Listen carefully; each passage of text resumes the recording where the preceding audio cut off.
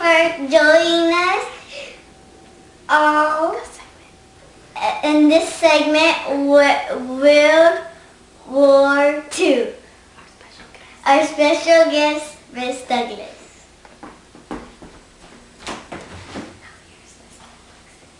Now welcome our guest, Miss Douglas, to the chair.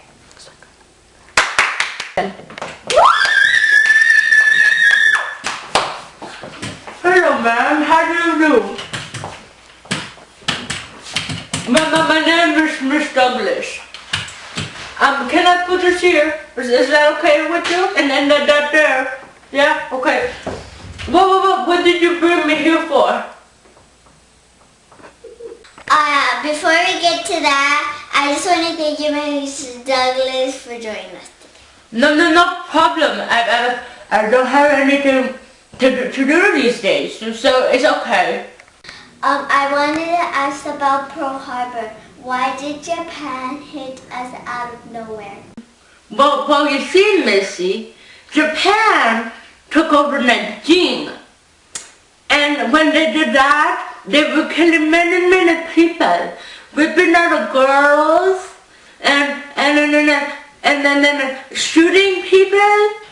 Like they made them dig their own graves, and they lined them up on the graves, and then they come by, shooting them one by one, falling into the grave. That's so sad how people don't have hearts.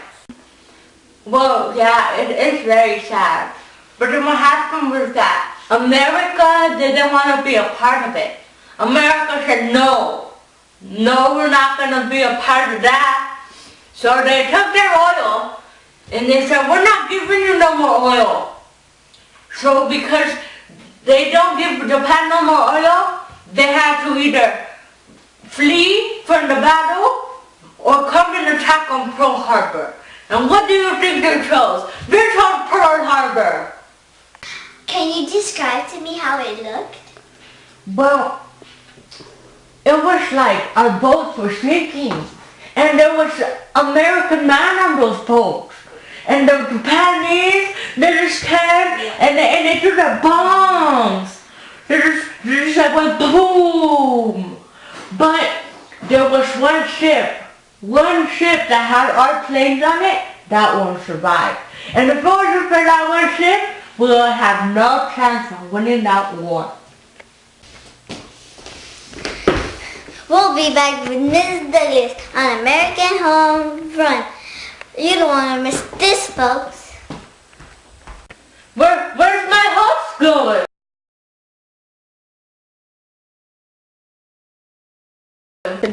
We're live on American Home Front. How was it for you when you were doing your husband's job? Well, you see, Mom, at first I said, that's a man's job. That ain't my job.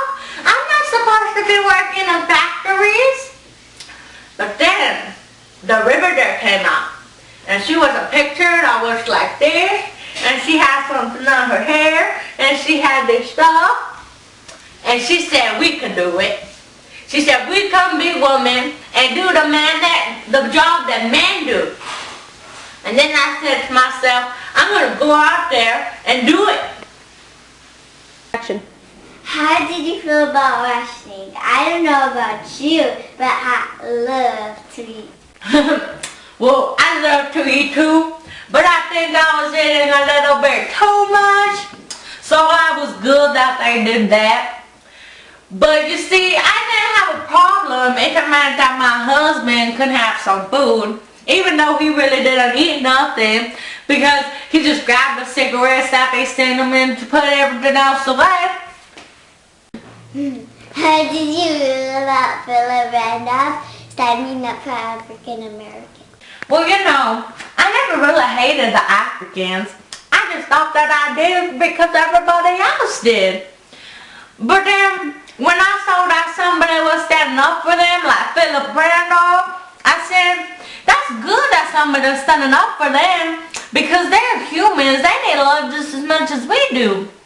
But if it wasn't for them, we wouldn't have been good in the American home front because If the Africans weren't able to work, they're the ones that helped us out a lot too. A lot of people don't want to admit that, but I admit that. He's the one that put in the Fair's Diplomat Act, right? That's right, Missy. You know that act said that all people, that all employees had to be treated equally. That meant that the Africans were able to have the good jobs, you know, like the ones that we were working. And my friends didn't like that. They said they don't belong with us.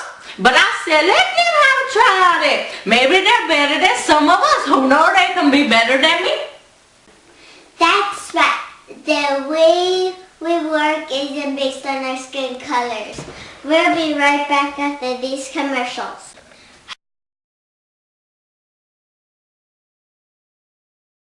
How did you feel at the turning point of the war? Oh, you mean the battle of Midway? Oh, in that battle, I celebrated. I was so happy because before then, I thought we were going to lose the war against Japan. But you know, when they came over here, they had their aircrafts and we took them all down except for one. That one went limping back to Japan. Oh, can you tell me about Ojima? I want to know about that one. Well, in that battle, I was scared so much for those men. It's like they were going up a mountain, and in that mountain, there were holes. And in those holes, there was Japanese, and those Japanese were shooting at you, so you didn't know where they were coming from. And they were shooting from the top, and from inside of the holes, and from everywhere. Now, how do you expect people to try to get up there when they were shooting at you? Well, I was happy when they won that battle too, because that was amazing how they did that. So after the Battle of Iwo Jima, we went to Okinawa, and in that battle we got to see how badly the Japanese wanted to win this war. And you know, they wanted it badly. There were some guys named the Kamikaze, and what they did, they got there on their planes, and from their planes they crashed into people. That's suicide. They're killing themselves. There's some crazy fools up in there. You understand what I mean when I say crazy? We'll be right back after this commercial.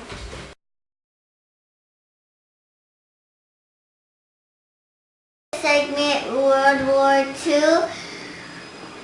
Our special guest, Ms. Douglas. Well, I'm tired. Would you like a cup of coffee? Oh yeah, ma'am. I would love a cup of coffee. Let's go on to the Normandy invasion. Well, you see, with that invasion, we were crazy, you know? There was suicide going into Europe like that. And here I am saying that the Japanese are crazy. We crazy too, you know? We're going into Europe. And let me see if I remember this correctly. They were all shooting at us while our boats were going in. So our boats could have darn well stopped right in the middle of the ocean. And then when you got on there, they were shooting at you from all directions. You'd be on the floor and you don't want to get up. Because if you got up, you were sure to die. And we are crazy. But we got that battle too. Oh yes, God is on our side. Oh, this coffee really woke me up. Down to the battle of the bowl. Well, you see, in that battle, it was snowing. And our army was in Europe. Then it was snowing. So the Nazis, yeah, they were called the Nazis. The Nazis, they took that chance because what we had an advantage was the airplanes. And the airplanes can't fly in the snow. So what they did, they took that opportunity because there was no airplanes in the sky. So they took that opportunity to come at us. And there was this circle where all of the roads led to. And that's where they were headed. And our army was there. And they stood for us. And they held them down until the airplanes were able to come in and knock them down. I am so proud of those men.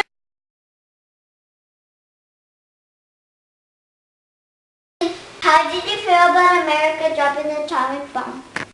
Well, when I heard they were dropping an atomic bomb, I said to myself, I wish I was an important person, so that way I can tell them that they shouldn't drop it. But now I see that that was the only way we were gonna win the war. How did the bomb go about? Well, you see, first we bombed Hiroshima, and that island was crazy when we bombed it. All the buildings were collapsed, and everything was gone. Have you ever seen an atomic bomb before?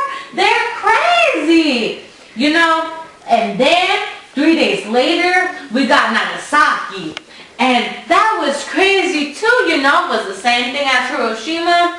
But it was just crazy because we saw it like one and then 3 days later the other. Like, I don't think that was enough time to give them. I think we should have given them a couple more days to think about it. Maybe they would have given up sooner. But you know what? I don't think they would have.